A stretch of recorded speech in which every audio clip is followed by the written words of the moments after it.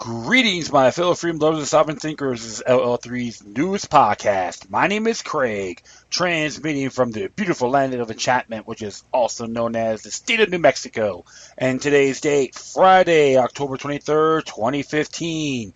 Oh, yes, time is flying. And first of all, I want to get my thoughts and blessings towards the people in western Mexico because of Hurricane Patricia, which is hitting the Pacific coast as we speak.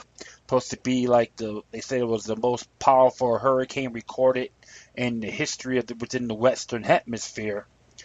And that is very unusual. They say in 28 hours it became from a category 1 to a 5 hurricane.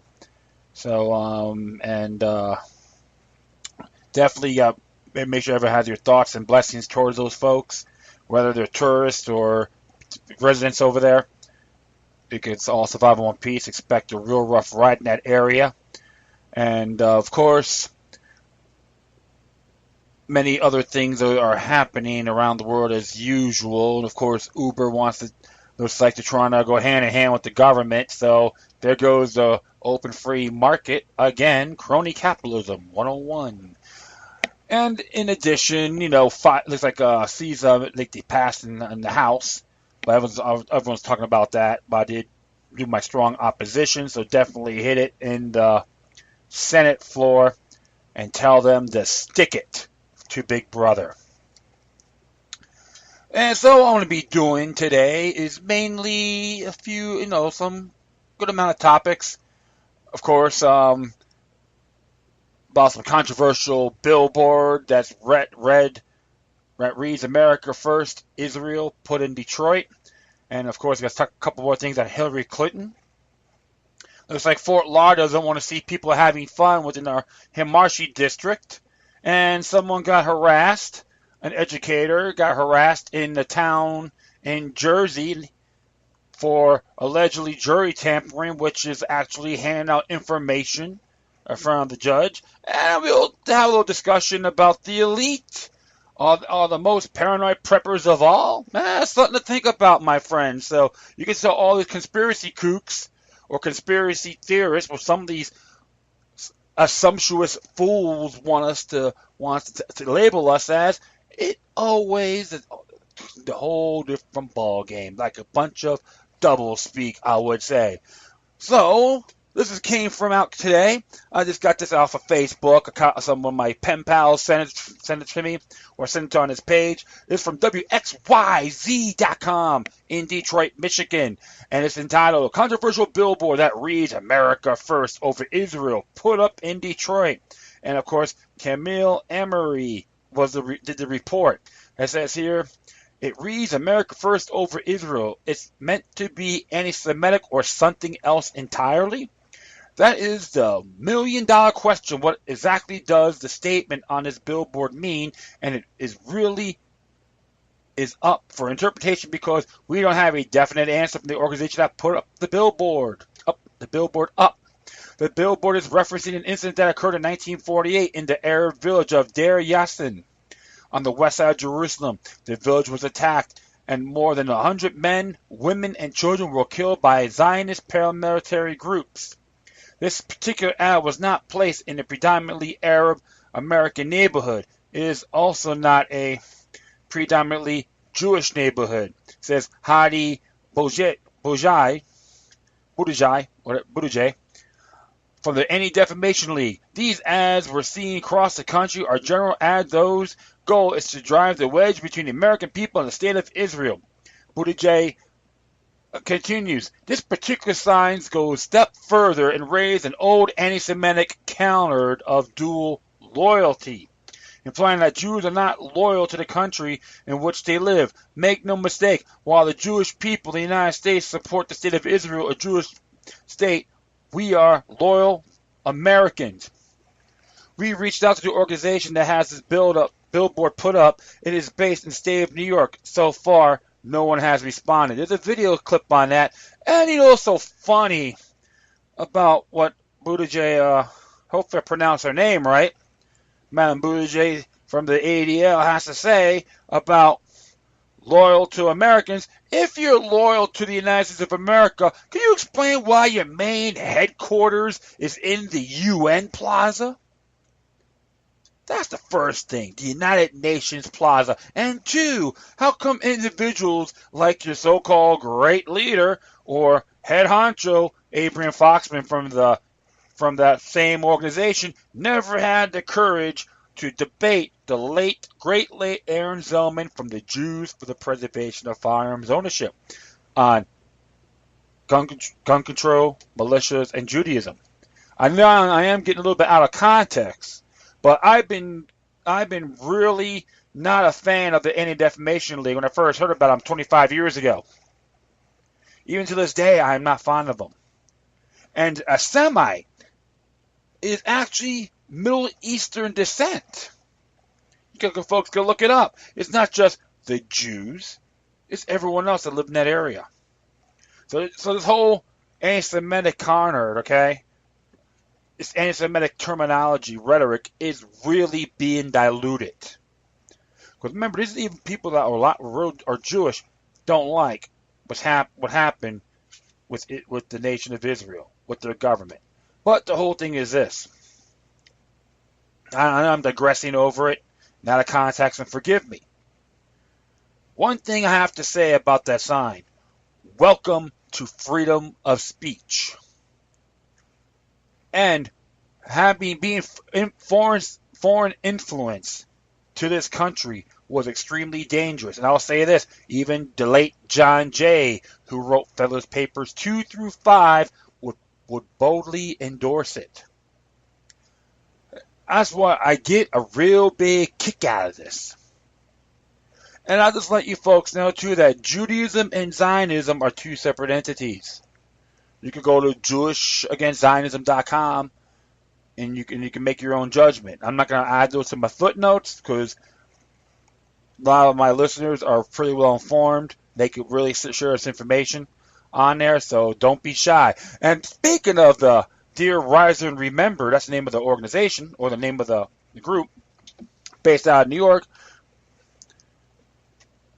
This is one thing I finally read. I learned about this today on it. Because here, Dear Yazin remembered.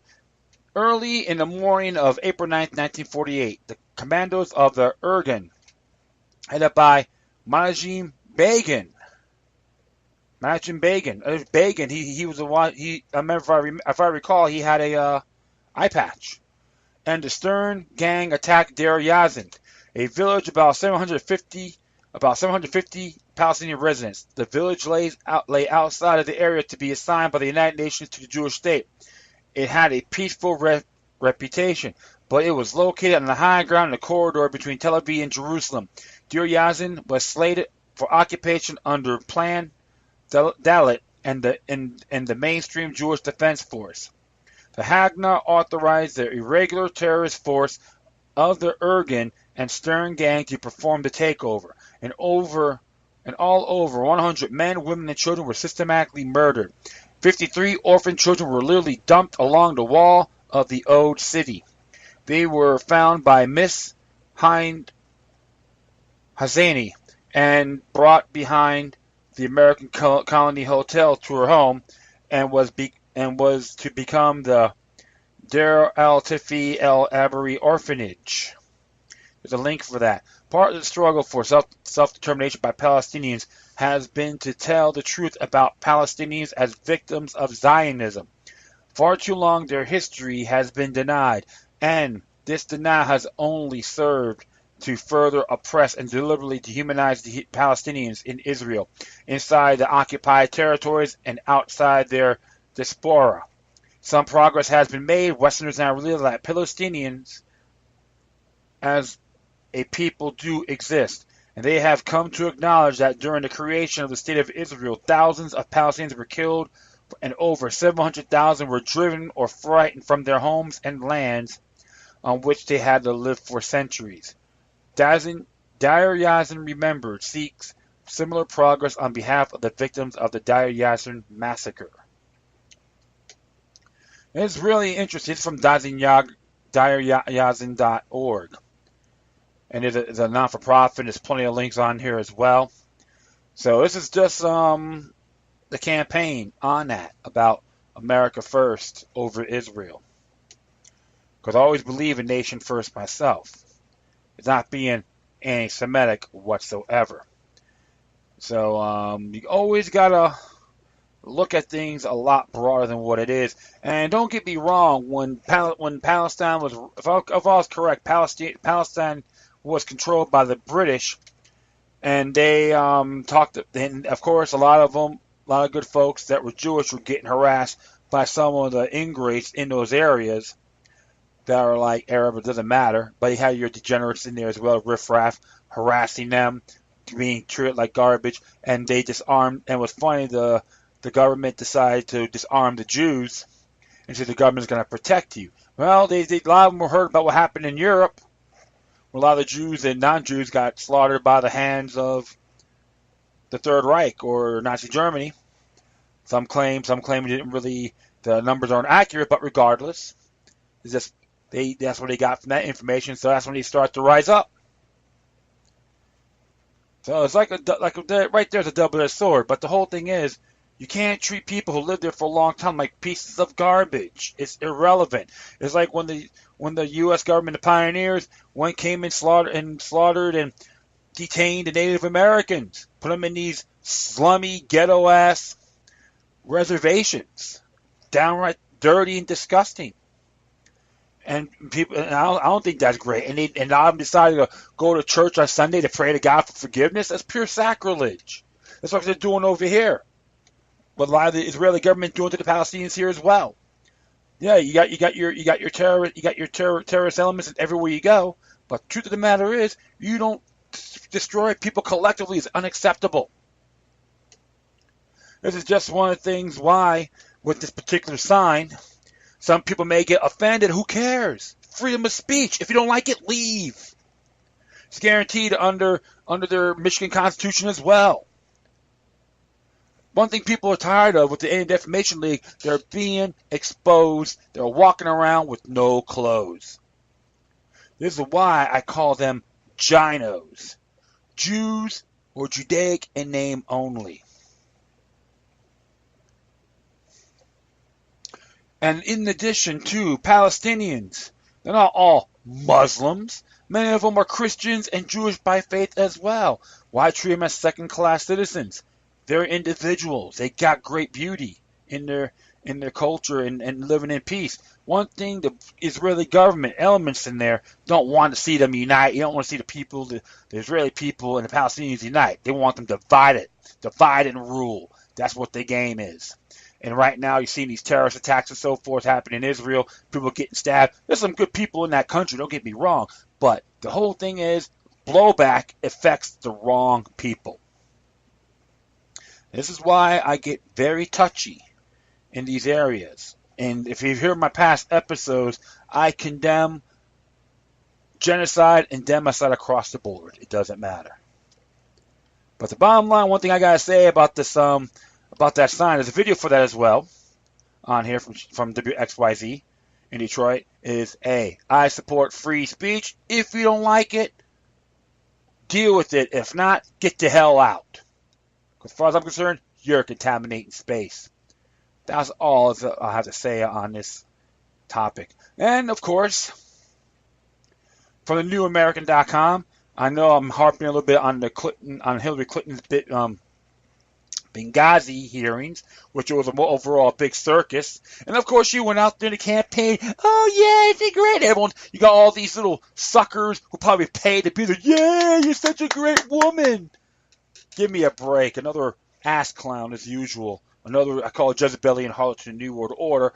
But you know what? I know I shouldn't be a little bit vulgar and sometimes let my emotions supersede my logic, and forgive me, but I go on principle. That's one thing I always try to address my views.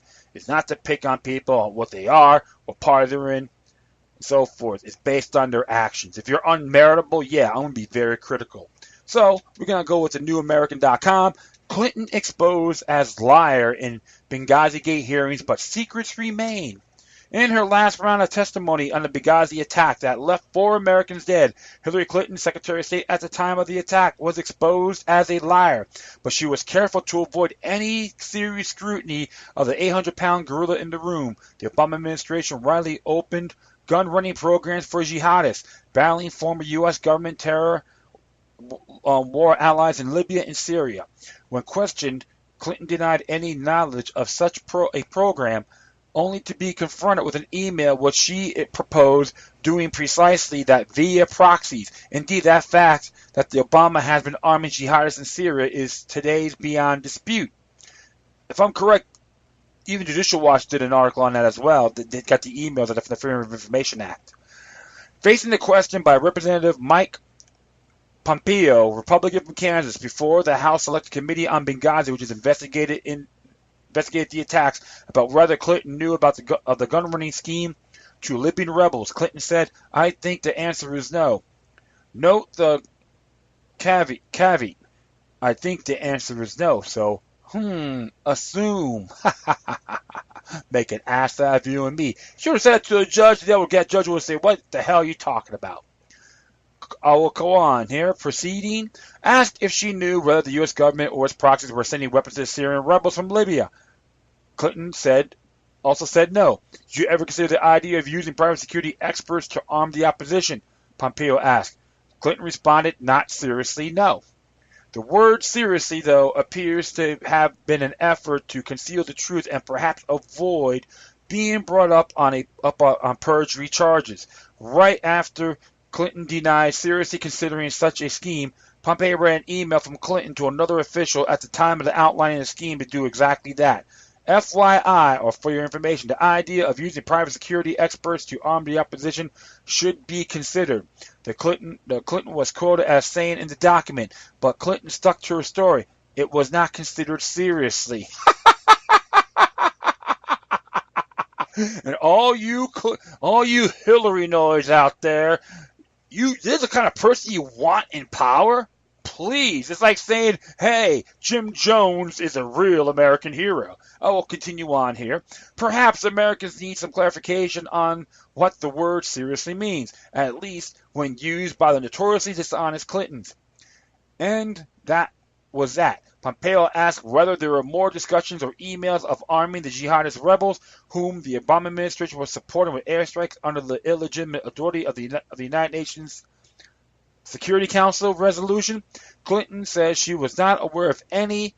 Another non-answer, and Pompeo moved on, again leaving the issue of Obama administration's gun running to the jihadists unresolved. Even if the White House did not directly or through proxies provide weapons to jihadist rebels, as Clinton claimed implausibly, the administration's airstrikes on Libyan forces followed those same Obama-backed jihadists to seize the regime's weapons.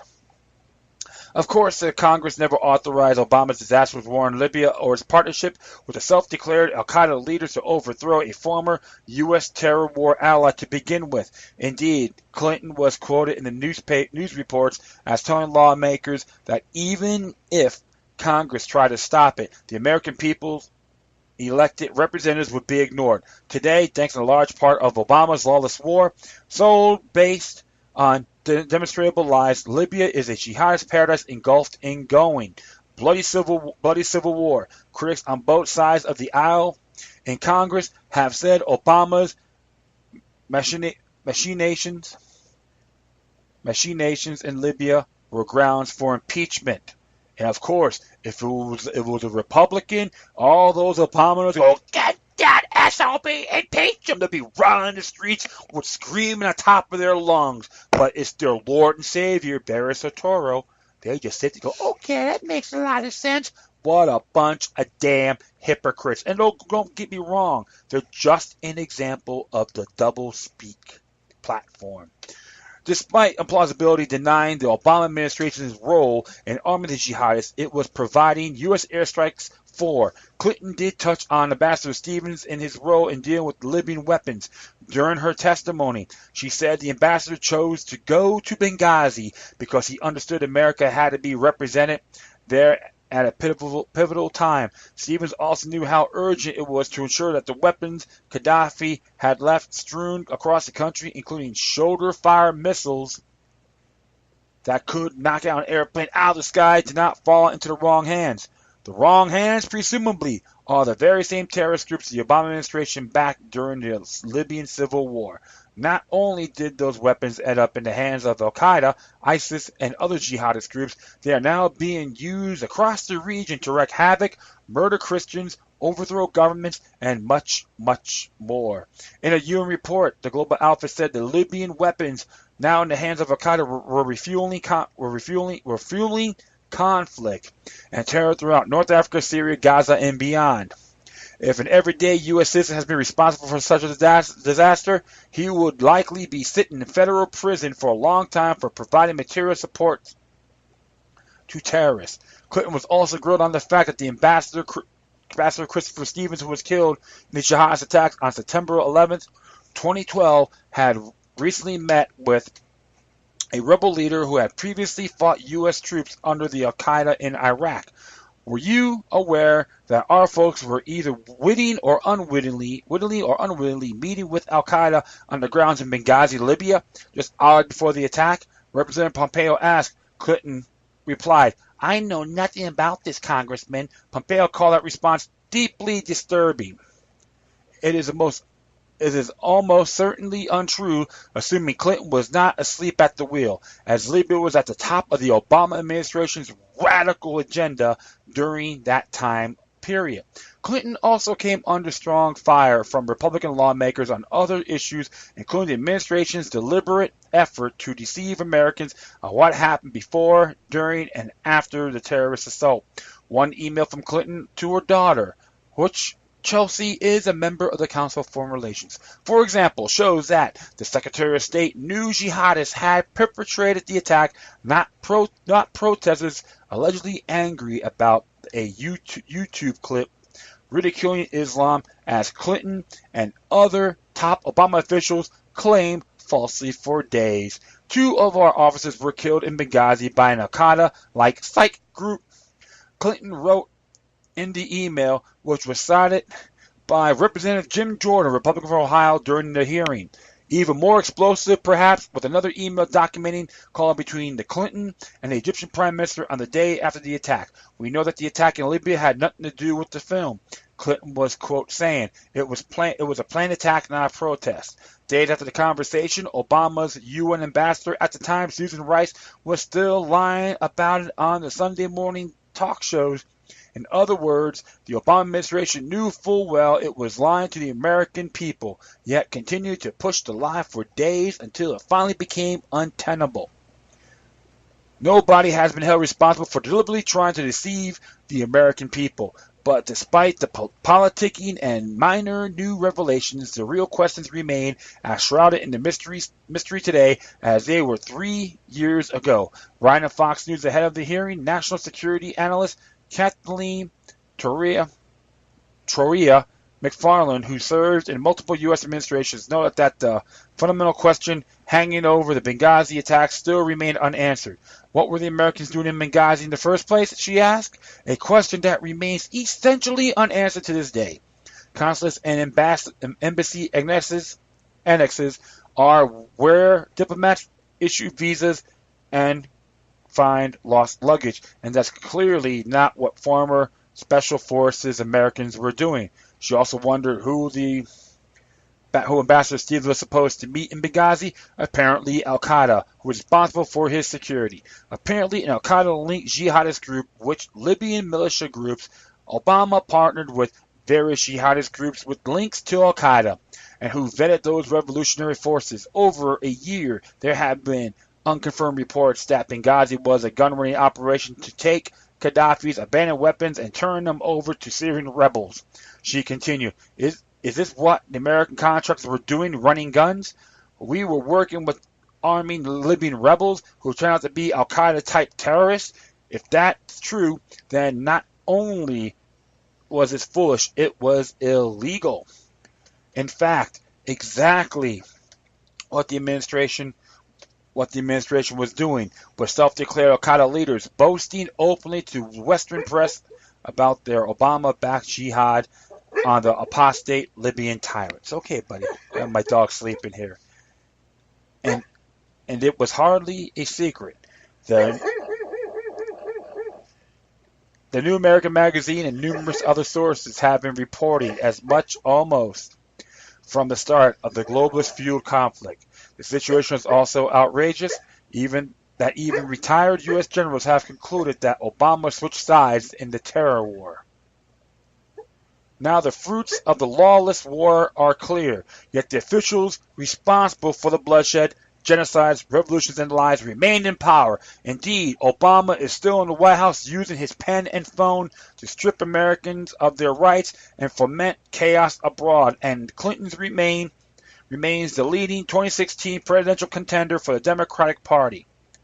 Americans, especially those killed in Libya, deserve better, and they deserve, at the bare minimum, the truth. This was done by Alex Newman. And I have to say, yes, Mr. Newman is correct, honest, and this is why, if people still want to jump on a Hillary Clinton bandwagon, even the Bernie Sanders supporters, because even Bernie Sanders said himself, if he loses, he will endorse Hillary Clinton. That tells you how much of a damn fool this Mr. Sanders is, and possibly their disciples. You don't get caught in their hype, my friends. Even the time when people were praising Ron Paul, and don't get me wrong, I support the man too, you cannot look at these people as the lords and saviors. One person can't do it all. Alright? It's got to be a community. It's got to be people. We got to start planting those seeds. But there's one thing I get disturbed about Hillary Clinton. Because like I said, I was not impressed by her 23 years ago, 1992. I examined her eyes and rhetoric. I was not fascinated by her whatsoever, because the idiot box trying to praise her like she's some glamour queen. You know what? That's one filthy individual based on her merits, or other words, actions. I agree, she needs to be put on trial. And you know what? If Representative Cummings and their other entourage want to defend her, cover her up, they're conspirators. What happened in Libya was unacceptable, null and void. I wasn't crazy about the Iraq War either. So don't say I'm a Republican, because it's not going to fly whatsoever. I don't know why people still want to support these individuals. It's a damn shame. You worry about your little proteges and Church of Hollywood celebrities. I'm a stagehand. I see some real strange things from these celebrities people idolize. And it's horrible. Their conditions are strange. Their eyes are like robots. But the truth of the matter is, if she gets away with it, what's going to be next? This is why. She's just an example, my friends. She's not the core, but another pawn to the road to tyranny, to a more global tyranny, to be exact. So, and definitely go to judicialwatch.org and look up the Benghazi emails. You'd be surprised, man. It's very interesting. Okay, so, and those guys are good. And don't worry, they go after Republicans as well. So, just to let you give those facts. And we're going to hit another one pertaining to Hillary Clinton. This came from PressTV.com, and there's even videos on here as well. And it says here about former Secretary Hillary Clinton should be prosecuted for war crimes over her admission under oath that she played a part in destroying Libya, an American political commentator and journalist said. Don DeBar made remarks in an interview with Press TV on Friday while commenting on Clinton's appearance before a congressional committee to testify about the attacks on the U.S. consulate in the Libyan city of Benghazi in 2012.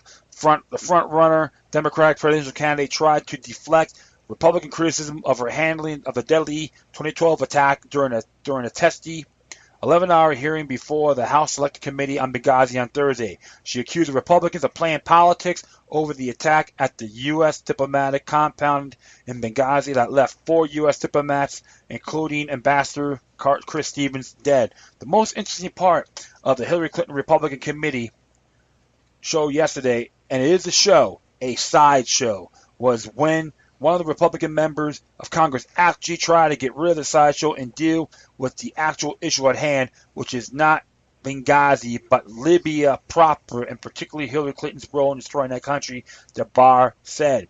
Representative Peter Roskam opened his interrogatory of Clinton by asking whether her statement that was captured on camera when she was getting ready for an interview, we saw, he died, about the murder of Muammar Gaddafi represented a policy towards Libya, he added.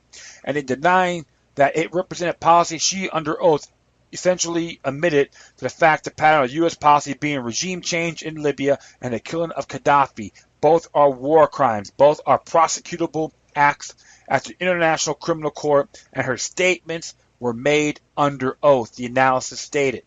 And then the thing I am looking at next, I am very interested in seeing which statements were made by the Obama administration under oath and their response papers to a lawsuit which was brought under the War Powers Act back in 2011 by Dennis Kucinich and 9 other members of Congress, seeking to make the U.S. government stop this war on Libya because it had not been authorized by Congress at that point, to see if any of those pleadings contain an absolute denial under oath of the U.S.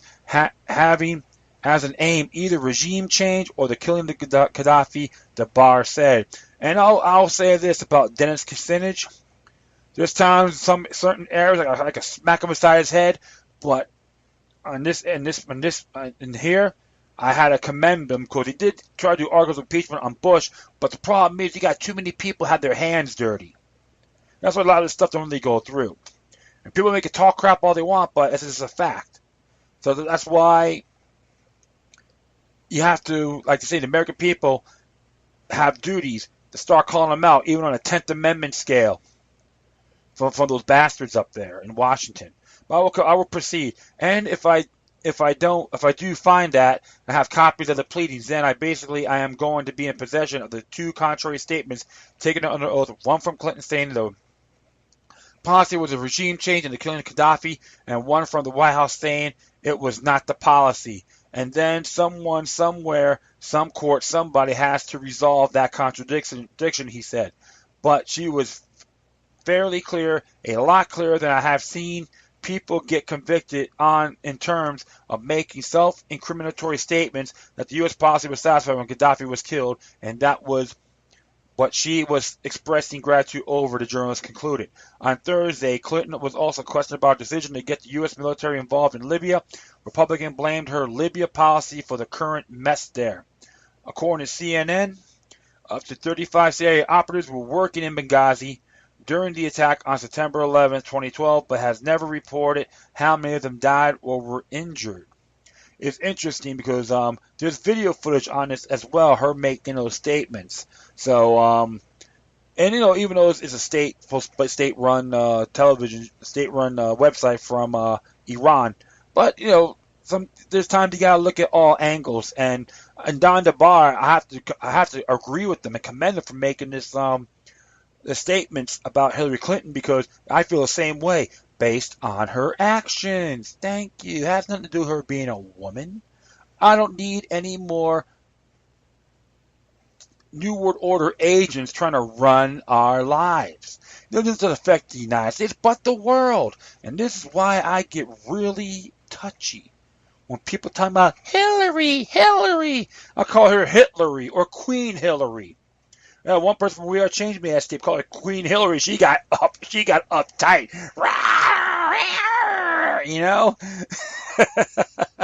Well, the whole thing is, my friends, you got to look at everything a lot broader than what it is. And if people want to support Hillary Clinton, you're just saying, yes, we love the empire. We want a woman to run it now. That's what you're doing. It doesn't matter what damn party you're in. If the union starts saying support Hillary Clinton, I'm gonna say, yo, don't put my money in there. I'm not gonna support some globalist harlot. I don't care if she's a Republican. I'll just say the same thing. That's how I look at it. Yeah, she should stand trial for war crimes. She should not run for president. And you know what? You can take Uncle Tom Cummings in there too. He's just another bellboy hired by her. Go, yes, mistress, I did my duty. Did I, Your Majesty? That's Cummings from Maryland. Yes, I'm a real critic of these people, and I'm damn proud of it. You know what? If the founding fathers would have known what's happening, they'll cut them down like dogs, worse than dogs. Tar and feather them, have them run naked until they croak. And I'm not saying going after violence is one thing, but this is a language. This is a language some of these people they can only understand. They believe the people are just a bunch of dumb drones. Like every single one of us are a bunch of born buffoons. Come on. Prove me wrong, you Clinton supporters out there. Anyone who's a Democrat or a sympathizer to this clown. Prove me wrong. I dare you. That's all I have to say.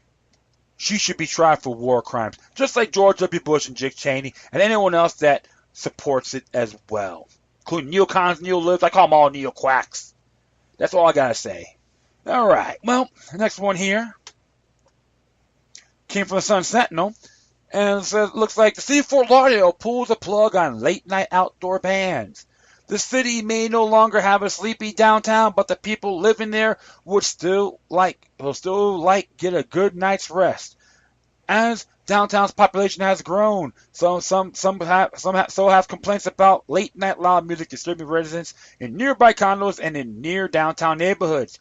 Commissioners say they won't allow special events to have outdoor music to all hours of the morning anymore, especially street parties in the Himarshi Street Entertainment District on Southwest 2nd Street west of Andrews Avenue. The new curfew for outdoor music in the entertainment district is 11 p.m. We don't want to turn this into Bourbon Street, Commissioner Dane Trantilla said. What? One exception would be the city's New Year celebration, which goes way past midnight because every city does that, Mayor Jack Saller said. Oh, man. I'm going to proceed. I'm sorry. Trantilla's and Commissioner Rodney Rogers represented the downtown and near downtown areas and have been inundated with complaints about noise. More recently, during Broward County's 100th birthday wrap-up celebration, one Espandale condominium resident sent Trantilus at 1:40 a.m. an email about loud obstructive sound that was keeping him awake. At times, you can actually hear your windows rattling and shaking. Thumping of the bass is just very hard to live with, said Dan Norman, president of the Espandale Condominium Association. I don't like it when it stops people from having quiet enjoyment of their houses where they live. Bars and entertainment districts may not be happy with the new rules, but they're even tougher in other areas of the city. Outdoor events won't be allowed to have amplified music after 10 p.m. on Friday and Saturday nights and after 9 p.m. on other days. The first event to be impacted is the Halloween celebration planned downtown for October 31st. The Downtown Himarshi Village Association wants to have music outdoors until midnight, but the commissioner said no. Because the association received late notice about the new rules, the commission gave the event a small break. It can have outdoor music until 11:30 p.m., but after 11 p.m. it can only be using a DJ with the band bass reduced. The main objections that I hear are to the bass and the drums, Rogers said. Tarpon Bend Food and Tackle on Southwest 2nd Street has put a home for the holidays event the night before Thanksgiving for more than a decade and was again seeking to have an outdoor band to play until 2 p.m. on Southwest 2nd Avenue, November 24th. It's an entertainment district, not a residential area, Tarpon Bend's General Manager Zach Foley told commissioners. You can certainly entertain all you want indoors, Trantilus told him. Adding later, I think it's great that we have an entertainment district, but it doesn't mean we go parading through the streets until all hours of the night. But Foley said the change is going to hurt the district businesses financially as people head to other destinations. Traditionally, those block parties don't get going until 11:30, Foley said. Now there's not going to be these thousands of people down to these events. It was written by, let's see here,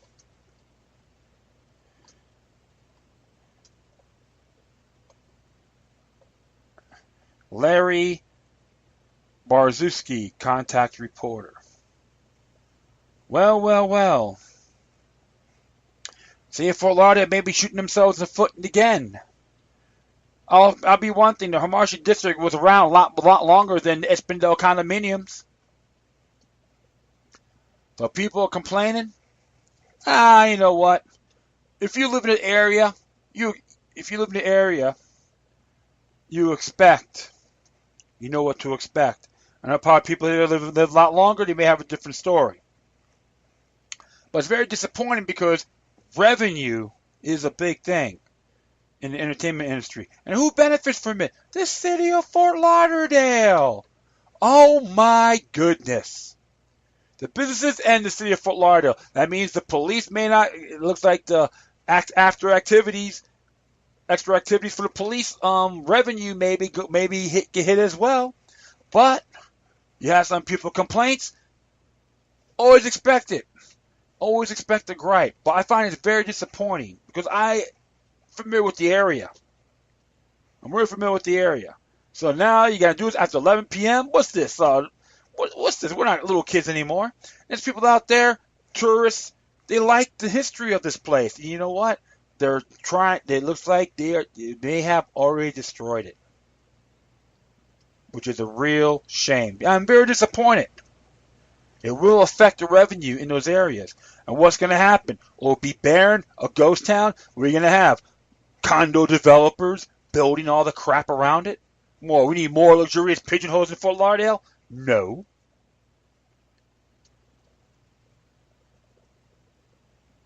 And here's the thing. Some of those people have complaints. You know what? It's so funny. 7.5% of the people turned out to vote last time in the city's elections. I think it happened this past year. And now they all want to gripe. They need to shut their trap. Don't get me wrong. Respect your neighbors, that's one thing. I'm not going to argue with that. But you know what? People are going to be hurting money. And you know what? Oh, well, we can't, like, when it comes to taxes, and like, oh, well, how come you're not paying your taxes? And you know, say, yeah, where the hell's my customers? That's what's going to happen. So, we'll say, I'm expecting a big negative effect in Fort Lauderdale. That's a real shame. More people probably heading to Hard Rock thanks to the pencil pushers in Fort Lauderdale. So, you know what? Congratulations on choosing poorly. People who live there know what to expect. If not, go somewhere else. Got all these glamour people out here. You know what? Just shut up. Give me a break. Well, you know what? I'm expecting to backfire on them soon. All right, next one here came from Fiji, and this one's entitled "Juror Rights Educator Threatened at Ocean County Courthouse." This happened in New Jersey, by the way, and of course, the person was James Jabb. You can contact him all you want, and Kristen Tynan from Fully Formed Jury Association. And it says here, Toms River, New Jersey, jurors' right educator James Babb was threatening with arrest on Thursday over false jury tampering allegations by law enforcement at the Ocean County Courthouse in Toms River, New Jersey. Babb was handing out information regarding the right of conscientious acquittal, engaging in free speech activity that is legally protected under the First Amendment U.S. Constitution, as well as Article 1, Section 6 of the state Constitution. You can get those links. You can see it for yourself. And we go on here. Babb captured these threats from law enforcement on 2 videos. I have to say, Dumb and Dumber. You can watch the videos yourself. I will say this for a fact. They're just talking out of their behinds. They have the attributes of field peasants. Yes, boss. Yes, boss. Yes, boss. Watch the videos, you can make your own judgment. And it says here, confused law enforcement officers repeatedly demand that Babb stop handing out general educational information regarding the right of jury nullification. First, he was incorrectly accused of soliciting. He's not making money. I hear this crap all the time, so I know. I've handed out jury information before. So this is one thing, it's like a hot button, one of my hot buttons. Okay, so sorry about that. Then he was alleged of having been violating some unspecified policy, and ultimately, Lieutenant Green of the sheriff's office, I think it means naive, Lieutenant Naive. Okay, sheriff's office told him that he was being investigated for alleged crime of jury tampering under New Jersey Code Section 29C-298C. Green that threatened to arrest Babb if he continued to do so, hand out such information, or later to do so. And I'll just let you see what it means here. And this is, I guess, from justia.us.law. And it says right here on jury tampering, corrupt or influencing jury. And it says here, any person who directly or indirectly corrupts, influences, or attempts to corrupt or influence a jury or juror to be favorable to the one side than to the other by promises, persuasions, entreaties, threats, letters, money, entertainment, or other sinister means, or any person who employs an unfair or fraudulent practice, art, or contrivance to obtain a verdict, or attempts to instruct a juror or juror beforehand at a place or time or in a manner or way, except in open court at the trial of the cause, by the strength of the evidence, the argument of the parties, of their counsel, or the opinion charge of the court is guilty of a crime.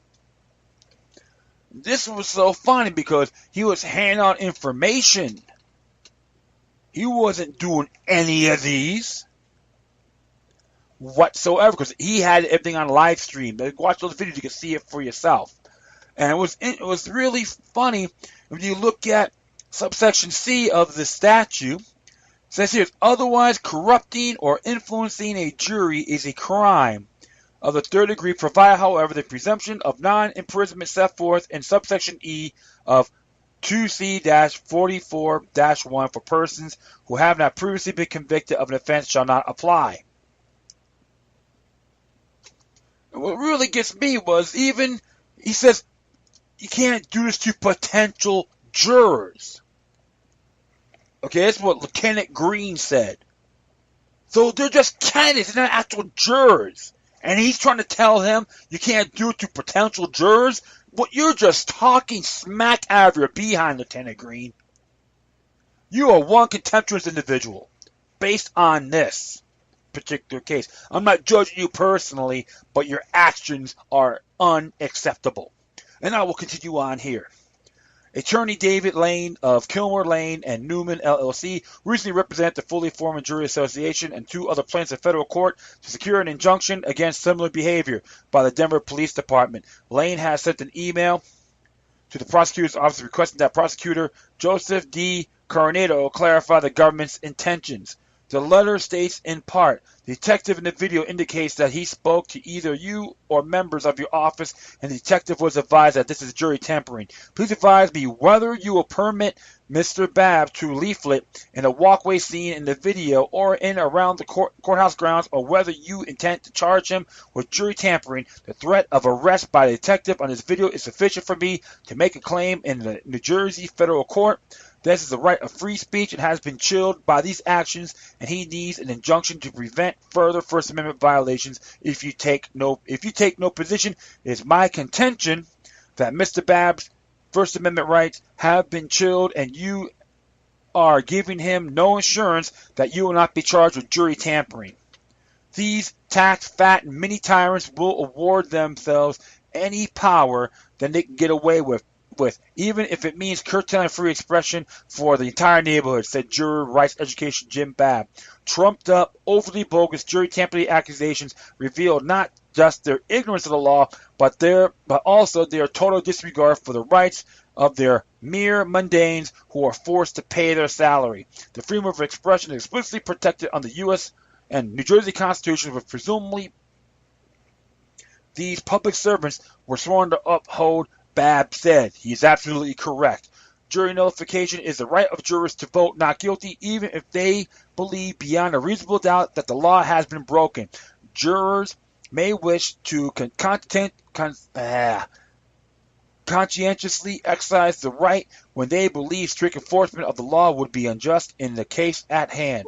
Not only does the New Jersey Constitution guarantee freedom of speech, but it also goes the extra length to specifically codify what every juror inherits, the right to determine the law and the fact. The exact concept that courthouse officials wish to hide from jurors, while prosecutors and judges typically frown on such verdicts and prefer to keep this right secret from jurors so they can exercise it. There is nothing illegal about jury nullification. Jurors cannot be punished for their verdicts. None of the handouts nor of any of Babb's speech discuss any current cases or urge jurors to take any particular position in any case before them. Information provided to anyone who accepted a brochure simply informed them of all the options of jurors when judging a case before them, leaving what they do with the information completely up to them and their conscience. Whether their false threats or jury tampering charges come from ignorance or malice, the prosecutors and sheriff's office are violating constitutionally guaranteed rights of volunteers. Imagine how terrified they must be of fully informed jurors that they would respond to peaceful people armed only with information and by threatening them with the possibility of deadly force and imprisonment, said Kristen Tyan, Executive Director of Fully Informed Jury Association. How can these government agents be trusted to do their job fairly while they can't even understand the laws? Their tax-pay time would be better spent updating their legal education than using the fiefdom of the courthouse as their own personal schoolyard for bullying. Despite repeated attempts by government agents to quash juror rights, educators' efforts to fully inform everyone, jurors' rights to conscientiously acquit, also known as jury nullification. Such education is well established as protected speech. The Fully Informed Jury Association, along with two co-plaintiffs, secured an injunction in August 2015 against such arrest by the Denver Police Department of jurors' rights educators handing out FIJAs, Fresh Air for Justice, and jury rights, true or false. Additionally, similar false jury tampering charges against another juror, educators handing out FIJAs, premier for prospective jurors, were thrown out of federal court in a ruling judge from Kimba M. was in New York with a detailed explanation of why jurors' rights education does not constitute jury tampering. Babb was handing out both the premier for prospective jurors and an additional Know Your Rights handout regarding jury nullification. And just to let you folks know, this is just they're just a non-for-profit organization. Check them out. They're based out of Helena, Montana. And I gotta say, get them. Get these bastards. And another thing too, if I'm correct, Article 1, Section 3 of the same New Jersey Constitution. Let me just take this peek here. Where is that link at?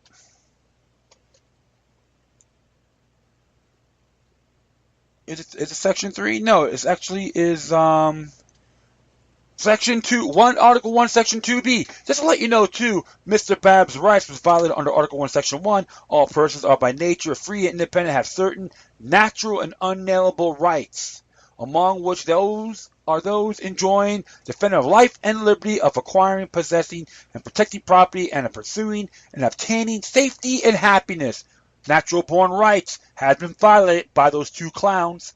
And we can look at here. 2B. The people reserve unto themselves the power to recall, after at least 1 year of service, an elected official in the state or representing the state in the United States Congress. Well. Just to give you that too. If I'm correct, you can use that on a local level also. So yeah, I say recall these bastards. The people who live in that county, recall these clowns. All right, if the sheriff don't like it, recall them. Get them out. Because they need you. Here's the thing, New Jersey and everyone else. Government needs you more than you need them overall. Okay, there's a few things you can use, that's fine, but in the bigger picture, they need you. So, you know what I gotta say? Support Mr. Bab on this case, because you really find this disturbing. And their video is unacceptable, null and void, and you know what? Don't be afraid of calling them out. All right, finally, my friends, let's see how we're doing on good on time.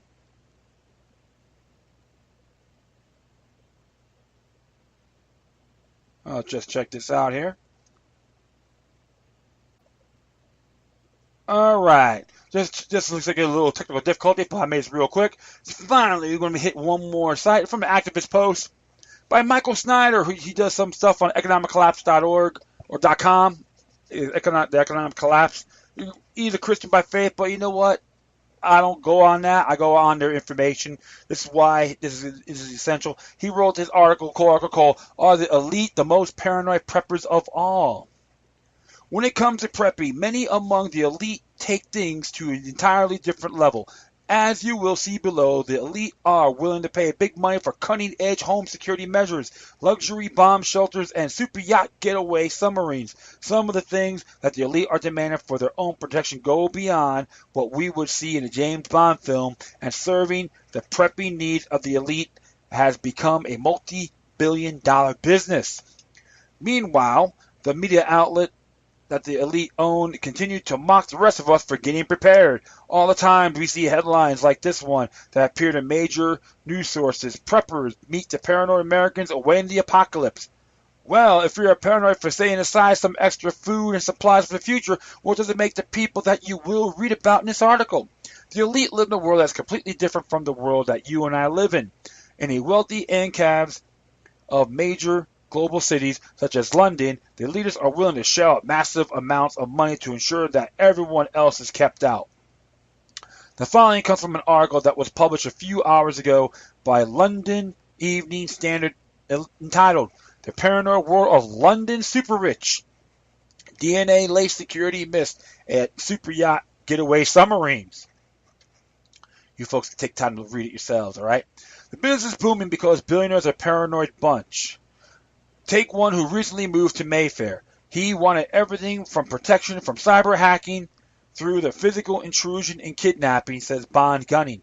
We ended up installing fingerprint-activated locks for family members and programmable keys for staff that limit the time that they are allowed into the property and the rooms that they are able to enter and exit. Inside and out, we installed 24-hour monitoring CCTV cameras, which are so high tech that they can tell the difference between a dog, cat, and a person. In the garden, that there are thermal imaging cameras that can detect heat sources in the undergrowth. One thing intruders can't hide is the heat of their bodies. But you know what? Every gadget has a flaw. Sure, should an intruder evade the camera or ignore the warnings they automatically broadcast, the property itself is protected by bulletproof glass, alarm sensors in all rooms. There is a bullet, gas, and bomb-proof panic or safe room with its own food and water, medical supplies, and communications, and an impregnable supply of fresh air, just in case the family cannot make it there on time. Key rooms are sealed and by reinforced shutters. Wow. For many elitists, those kinds of extreme security measures are simply not enough. This is why sales of luxury doomsday shelters are absolutely soaring. If the end of the world arrives unexpectedly, the high net worth individuals want to know that there will be somewhere for them and their families to go. The following is an excerpt from an article about one such facility located in Indiana. As we roll down US 41 in Terre Haute, Indiana, my guy insists I gave him my iPhone. That he tosses me a stained blindfold. The term of our trip were clear. I wasn't to know where we were going or how we got there. That's because we're on our way to the undisclosed location of an underground bunker designed to survive the end of the world, whatever form that apocalypse takes. When I remove my blindfold, I am standing in a grassy clearing looking at a boxy concrete structure that serves as an entrance to a Cold War era government communications facility gutted as reborn as Vivos, Indiana. This is the Ritz-Carlton of doomsday shelters, a hideout where residents can wait out a nuclear winter or a zombie apocalypse in luxury and stay in style while the rest of the humanity melts and disintegrates.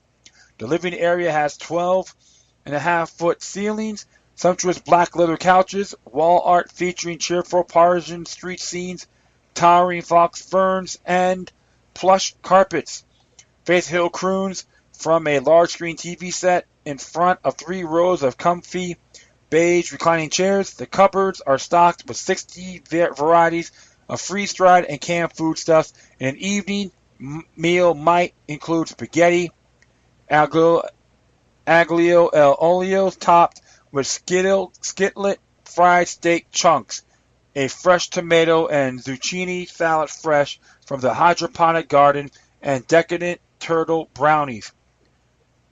8x9 bedroom is designed for 4 people. There are larger units for 6 and comes with double queen bunks, clothes in 600 thread count ivory sheets, and duvet covers worthy of a 4-star hotel. A comparison highlighted on the Vivo's website. That sounds lovely. Hoarding items is better than having money in the bank.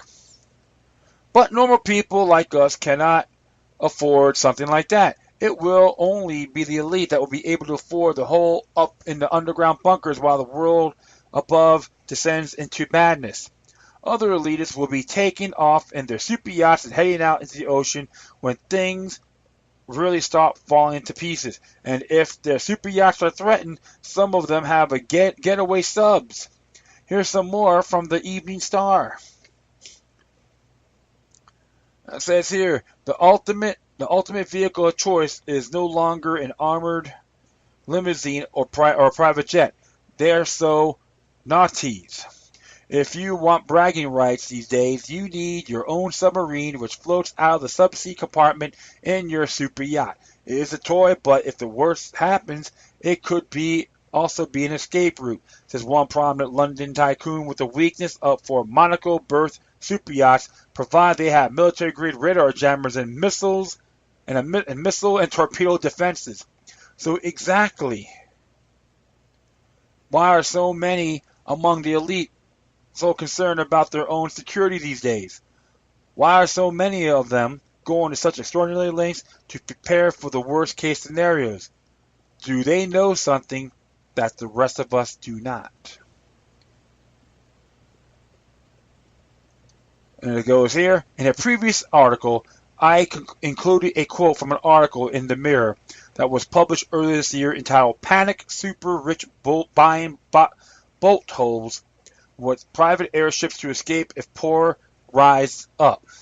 Robert Johnston, the president of the Institute of New Economic Thinking, told people at a World Economic Forum in Davos that hedge fund managers were already planning their escapes. He said, "I know the hedge fund managers all over the world who are buying airstrips and farms in places like New Zealand because they think they need a getaway. The next time that someone criticizes you for prepping, just point out what their leader are doing. Clearly, many of them are deeply concerned that something may be coming. So are you preparing? If so, what are you preparing for?" You can have a discussion on the comments below. Yep, and Michael Snyder, he did stuff on, you can follow him on Twitter, American Dream. He has American Dream blog and Economic Collapse blog, and we follow each other on Facebook, on Twitter. We communicate with each other on Facebook, and he's right. It's like you got these elite calling us paranoid, but they're the biggest scared. They're the ones that are wigging out the most.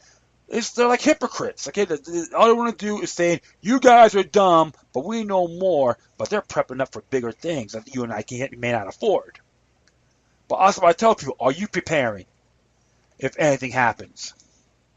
I don't take life for granted.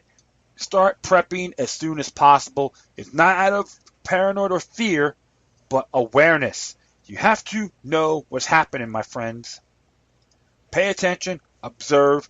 I've been doing this since 9/11. I don't know, like, my friend and I were like pretty creative. We got stuff, I don't know how, we got so much stuff now that we need a few things more. However, we're not doing this out of fear. That's the thing. You always want to prepare yourselves, even the time when the militia started. You know, in the United States, after the Bill of Rights and Constitution came out and all that, they want their people to be ready. Hey, you're going to call some of the Mormons crazy for prepping up? You're going to call the Amish people crazy prepping up to be self-contained? They want to say you guys are terrorists. That's what the elite wants. They want us to be dumb, stagnant, happy, kiss the floor they walk on. You know, I said the hell with them. Like I said, they need you more. They need us more. We need them. Remember that. I won't mind having these luxurious yachts and super yachts and all that. But yeah, what the hell? Have fun. But you know what? I'm not going to manifest over it. But something to think about, my friends. Hope for the best, prepare for the worst. Like we all said. And this is what the New World Order don't want us to do. Communicate, share information. It drives them crazy. And you know what? That is all.